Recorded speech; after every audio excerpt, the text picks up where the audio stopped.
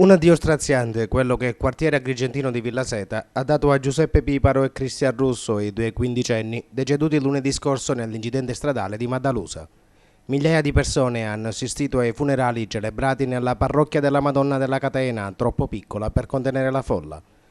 Vorrei pregare Gesù affinché riservi per Cristian Giuseppe un posto particolare, in paradiso, nella balconata del cielo, al limitare delle nuvole, perché possano da una parte avere la visione beatifica del paradiso, ma nello stesso tempo possano affacciarsi per vedere qua giù, per vedere Agrigento e il quartiere di Villa Seta, per assistere tutti voi, per vedere i loro familiari.